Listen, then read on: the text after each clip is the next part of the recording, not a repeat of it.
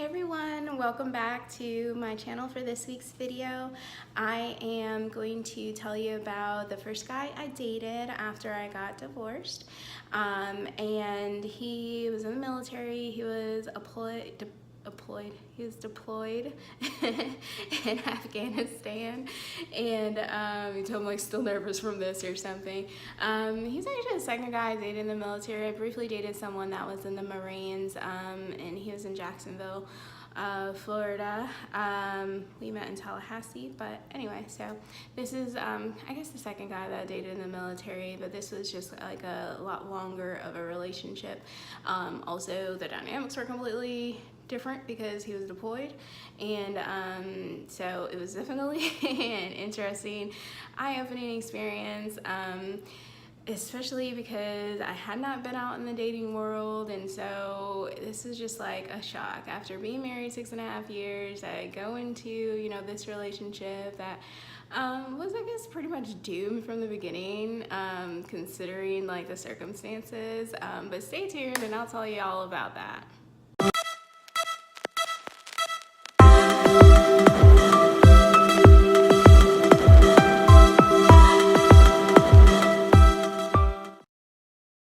This video is about Harvey, and we actually met on Match.com, which is so probably, well, I mean, I guess a lot of people do that, you know, nowadays. I was gonna say, like, it's so probably weird for some people, but I think that actually is a way that a lot of people are meeting now, especially like with POF and POF being free and things like that, and Tinder's free, so there's just so many free ones nowadays, that I think that's pretty much a norm.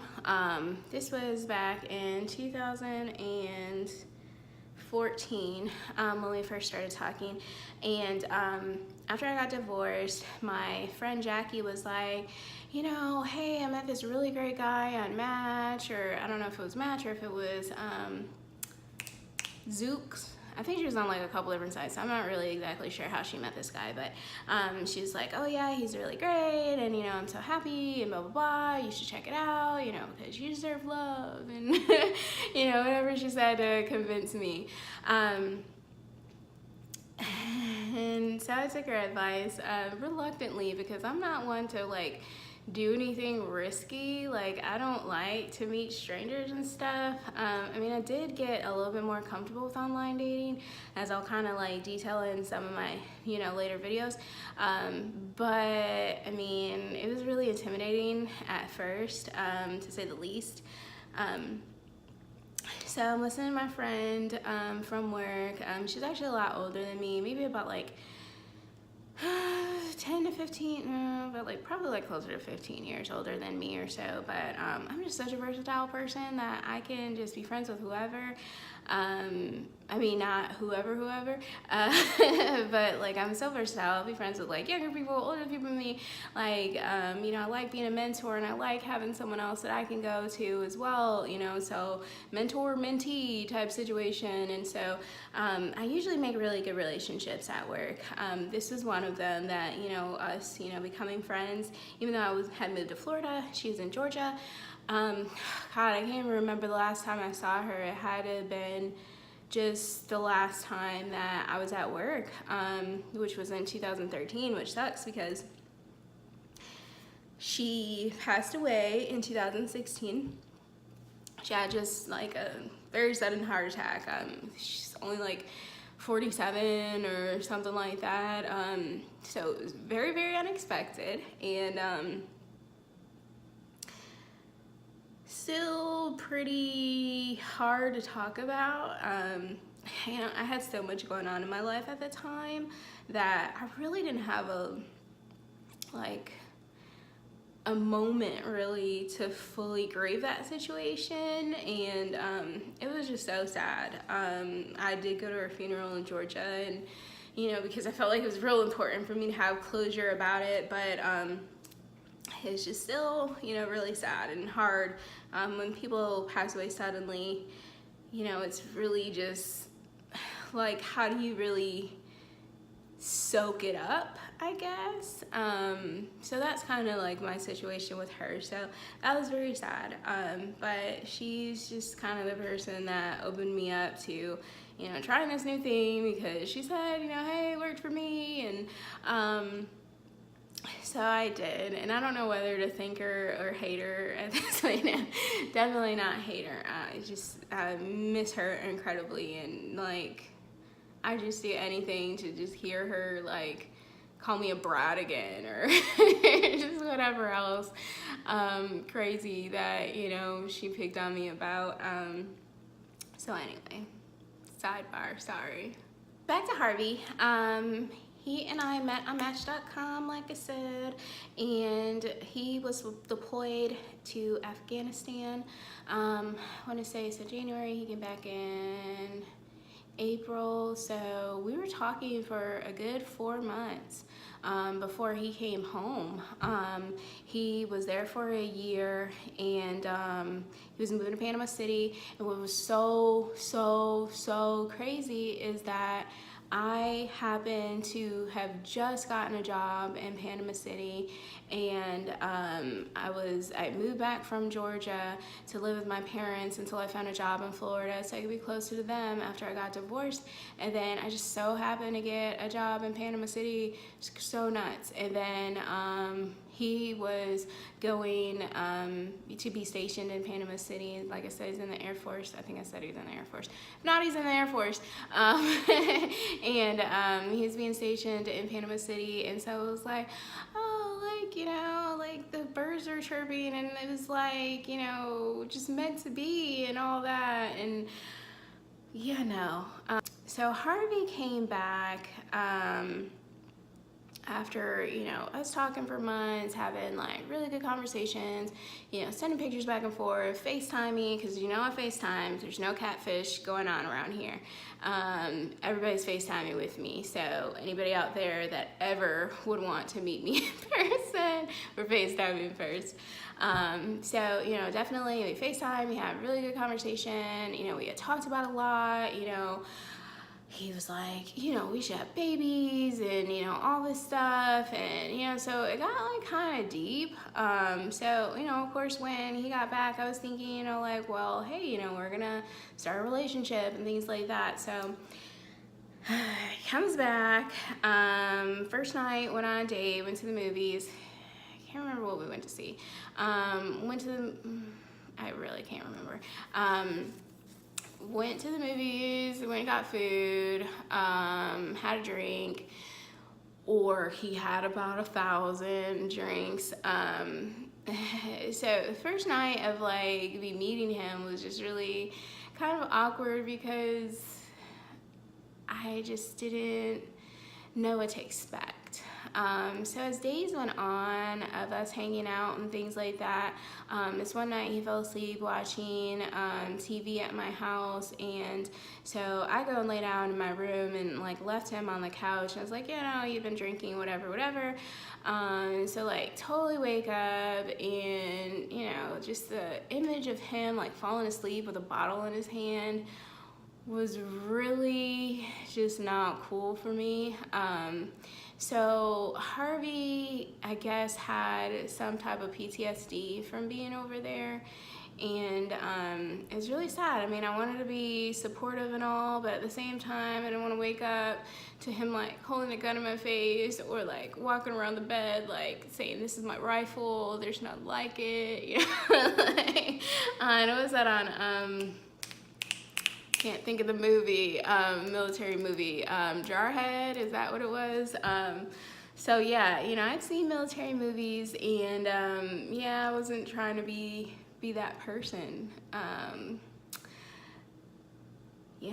The first time, the first like week that we hung out was him just coming and being on some type of a leave for him to just like scout out apartments and stuff like that, and I still had to work, so got to hang out like that weekend and stuff.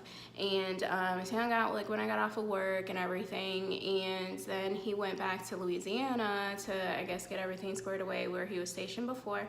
And then he came back another time. We hung out for a little while. Then he, like, I think maybe like a day or two, and then he went to North Carolina, where he's from, to spend time with his family. And then he went back to Louisiana, and then he was gonna be on his way to Panama City. So, for good.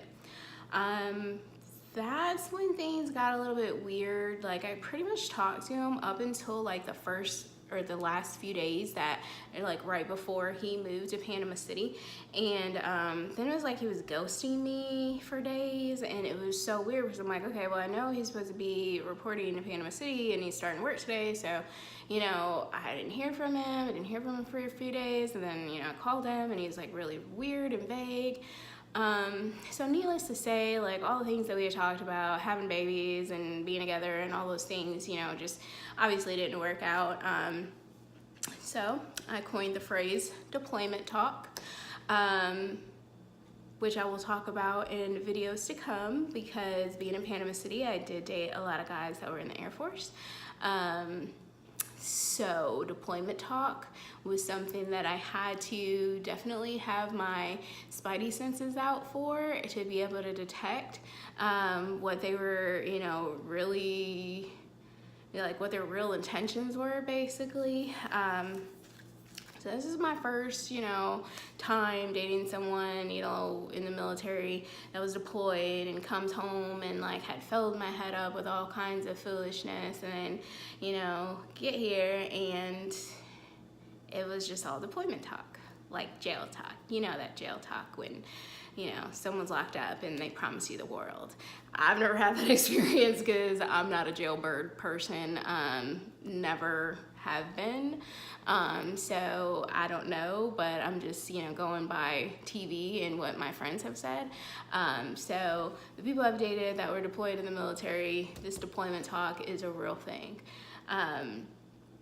And it sucks because you want to believe something that somebody's telling you, especially, you know, if you want to be with somebody. You know, God made us to want to be with people, in relationship with people, and then you can't even trust it. It really kind of sucked, but it is what it is. So me and Harvey still try to be friends because we were cool. Like, it wasn't, you know, like a huge deal, you know, like we hadn't gotten so deep to where, you know, like I was just above even talking to him or anything like that. So, you know, yeah, it did hurt. Yeah, it did suck. You know, yeah, it was my first time, you know, just really kind of realizing that dating isn't what it used to be. You know, men still are lying, and, you know, it still sucks to be single.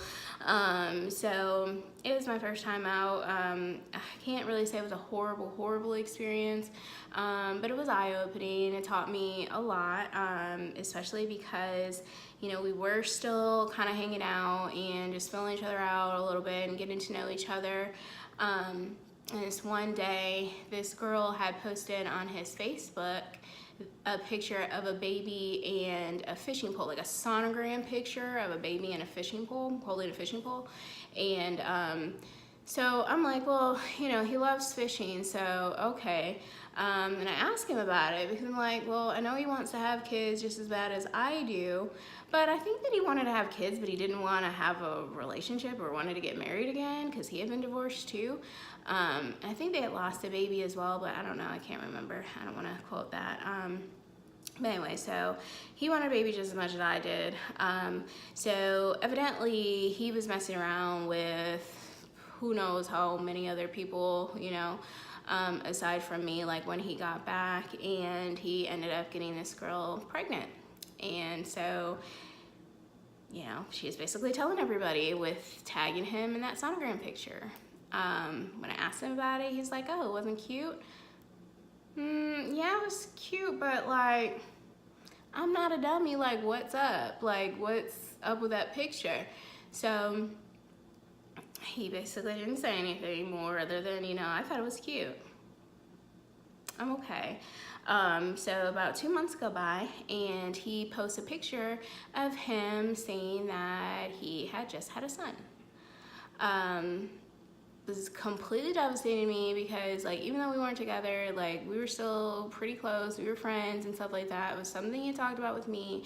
Everybody knows probably by now that I lost a baby, so, you know, it was just really kind of like a sore thing. And, you know, he and I had talked about, you know, having a baby amongst other things, and so it was just really just, you know, emotional for me. And I was just so upset. I called him one night and just, you know, was like, you know,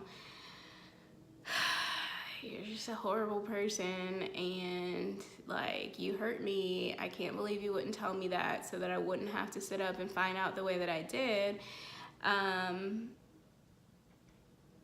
And I like hate you. I think that's kind of what I said. I just like, I hate you right now. And so we didn't talk for like 6 months. And we finally just kind of started talking again about 6 months later or so. I mean, it was never ever what it was before with our friendship, because, you know, when you keep secrets from somebody, you know, you feel like you can't trust people, then nothing's ever like it was before. So that kind of sucked, but we just still just kind of like hung out here and there, and then I ended up moving, and I've still seen him a couple times. I mean, like, he's helped me out with things, I've helped him out with things, and so I think we've like did good by trying to save a friendship. I mean, I can't really say that we're gonna be BFF forever or anything like that, because, you know, relationships can't last with guys and girls when, you know, you're dating other people. You know, you can't just bring all your friends along and expect your partner to be okay with that. So it is what it is. You know, we're cool at the end of the day. You know, yeah, I feel like he was a big fat liar about a lot of things. Definitely wasn't being real with me while he was deployed and what his intentions were, which I think probably was just to impregnate me and never marry me. And I mean, we didn't really talk about being married or anything. We just talked about, you know, like being together and, you know, a future of us being together, but not like exactly where it was gonna go. But, you know, like when you're talking, you just talk about different things. I can't say like he promised me he was gonna marry me or anything like that. I'm definitely not saying that. So it is what it is right now. I don't hate him. I'm not mad at him. I don't hold any grudges or anything, but I do think that, you know, you did me wrong. And I was so vulnerable. It was my first time out.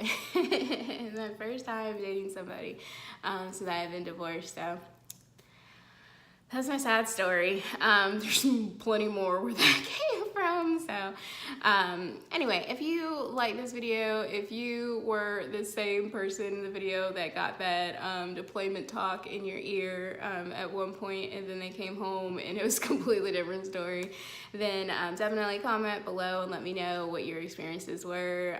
If you dated somebody in the military and it just was not what you expected, as it was not with me. Comment below. I just love to just hear like different people's experiences and stuff like that. And if you haven't already, please subscribe to my channel and give me a thumbs up. Thank you guys for watching, and I will see you guys next week.